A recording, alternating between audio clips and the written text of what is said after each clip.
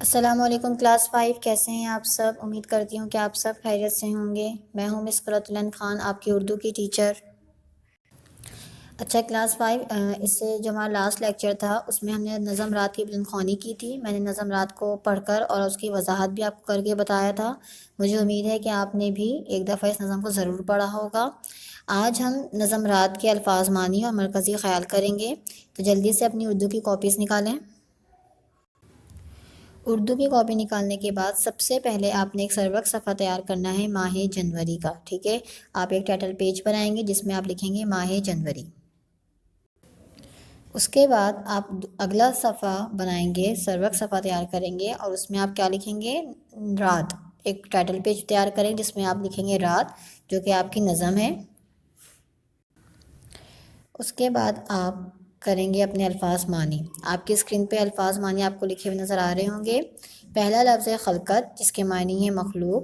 پھر ہے سر شام، یعنی کہ شام کا وقت۔ غالب ہوا یعنی چھا گیا۔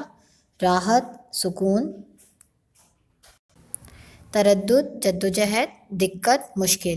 یہ ہیں آپ کے الفاظ معنی جو آپ کو اپنی کاپی میں کرنا ہے۔ اسی طریقے سے بالکل نیٹ اینڈ کلین کیجیے گا۔ آپ آ جائیں اپنے مرکزی خیال کی طرف۔ آپ کی اسکرین پہ مرکزی خیال لکھا ہوا نظر آ رہا ہوگا۔ یہ میں نے آپ کو سمجھانے کے لیے لکھا ہے، آپ چاہیں تو اپنے الفاظوں میں بھی اس مرکزی خیال کو لکھ سکتے ہیں، لیکن بات درست ہونی چاہیے، ٹھیک ہے؟ یہ نہ ہو کہ نظم میں بتایا کچھ جا رہا ہے، رات کے بارے میں بتایا جا رہا ہے، آپ نے صبح دن شام سب کا ذکر کر دیا، ٹھیک ہے؟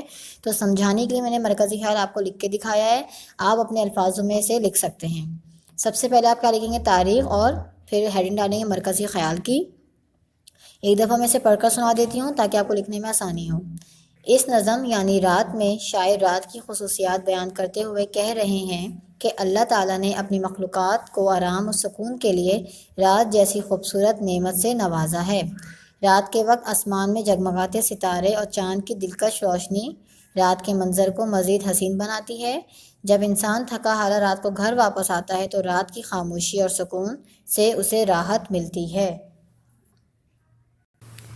ٹھیک ہے بچوں، تو یہ تھا آپ کا مرکزی خیال۔ آج کے لیکچر کے فی الحال اتنا ہی۔ اپنا بہت خیال رکھیے گا۔ اللہ حافظ۔